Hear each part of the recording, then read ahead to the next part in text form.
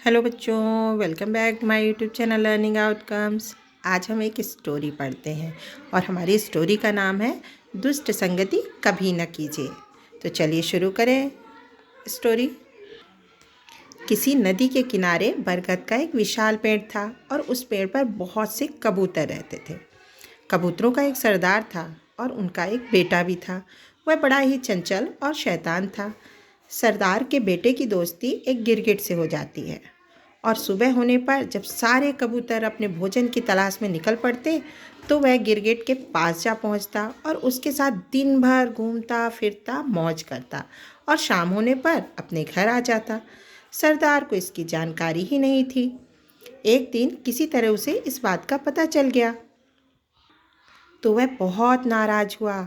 उसने अपने बेटे को बुलाकर कहा, मैंने सुना है कि तुम्हारी दोस्ती किसी गिरगिट के साथ है। गिरगिट की जाति बड़ी ही नीच होती है और उनका कभी भी विश्वास नहीं करना चाहिए। हो सकता है कभी उसके कारण हमारा कबूतर समाज संकट में पड़ जाए। भलाई है कि तुम इस दोस्ती को छोड़ दो। कबूतर के बेटे पर अपने पिता की बात का कुछ भी असर नहीं हुआ। वह छिप छिप कर गिरगिट से मिलता रहा। दिन गुजरते गए। कबूतर का बच्चा बड़ा हो गया लेकिन गिरगिट का आकार नहीं बढ़ा। वह वैसा ही रहा।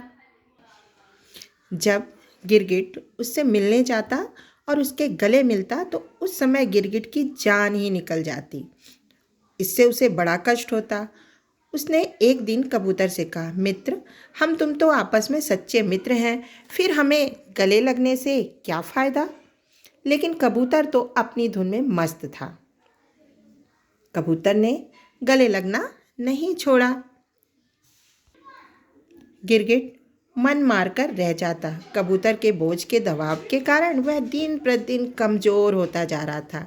इस कष्ट से वह छुटकारा पाने के लिए उसने उपाय सोचा। एक दिन की बात है, जंगल में शिकारी आए और शिकारी अपने साथ शिकारी कुत्तों को लेकर कबूतरों की तलाश में इधर उधर घूम रहे थे। गिरगिट ने उसे देखा तो मारे प्रसन्नता के फूला ना समाया। मन ही मन सोचा, अब आएगा मज़ा गला मिलने का।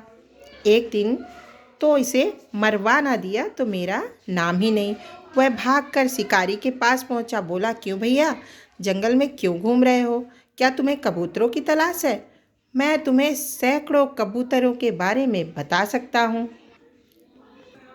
शिकारी को कबूतरों की ही तलाश थी। वह खुश होता हुआ बोला, हाँ हाँ, मुझे कबूतरों का शिकार करना है। जल्दी बताओ, कहाँ रहते हैं कबूतर? गिरगिट उसे अपने साथ लेकर बरगद के पेड़ के पास पहुंचा और इशारे से उसने बताया कि इस पेड़ पर इतने ढेर सारे कबूतर रहते हैं।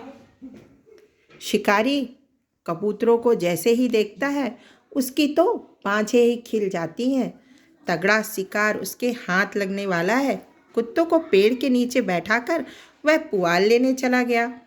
कुछ ही देर बाद वह वहाँ पुआल और घास का ढेर बटोर लाया। गिरगिट तमाशा देखने के लिए दूर ही ऊंचे स्थान पर जाकर के खड़ा हो गया और छुपकर देखने लगा। शिकारी ने पुआल में आग लगा दी। धुआं होने लगा। कबूतरों के खोह में जब धुआं घुसा तो वह भयभीत होकर फड़फड़ाने लगे। धुएं से उनका दम घुट रहा था। तभी वहाँ उड़ते हुए कबूतरों का सरदार आ पहुँचा।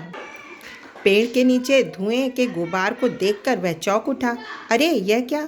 तभी उसे पास खड़ा हुआ गिरगिट दिखाई दिया। फिर क्या था, उसे समझने में देर ना लगी कि यह सारी करतूत इस गिरगिट की ही है। जिस तरह भी हो अपने साथियों के प्राण बचाने ही होंगे। वह धुएं और आग की लपटों की परवाह किए बिना तेजी से कुएं में जाकर के घुस गया और उसके इस प्रयास में कुछ पंख भी जल गए, लेकिन इसका उसे दुख ना था। वह चिल्लाकर अपने साथियों से बोला, भाइयों, जल्दी यहाँ से भाग निकलो वरना सबका दम घुट जाएगा और मैंने भागने के लिए पीछे एक रास्ता बना रखा है। कबूतरों को उस रास्ते के बारे में मालूम न था। सरदार ने जल्दी से उन्हें रास्ता बताया। कबूतर तेजी से उस रास्ते में भागने लगे और कुछ ही पल में सारा का सारा खोह जो था वो खाली हो गया और शिकारी और गिरगिट खड़े के खड़े रह गए। एक दूसरे पेड़ पर जा कर के कबूतरों ने अपना नया घर बना लिया और वहीं रहने लगे। एक दिन कुछ कबूतरों ने सरदार से कहा, सरदार, अगर तुमने दूसरा रास्ता ना बनाया होता तो उस दिन तो हम सबकी जान ही जानी थी। सरदार हंसकर बोला, मुझे पता था गिरगिट एक दिन अवश्य गद्दारी करेगा। कुछ दुष्ट लोग कभी अपना स्वभाव नहीं छोड़ते, उनके साथ मित्रता कभी लाभदायक नहीं होती। पर मेरा बेटा मानता ही ना था। उसका बेटा वहीं खड़ा था और अपने पिता की बात सुनकर उसकी आंखें शर्म से झुक गईं। तो बच्चों, समझ में आया कि हमें दुष्ट संगति कभी भी नहीं करनी चाहिए।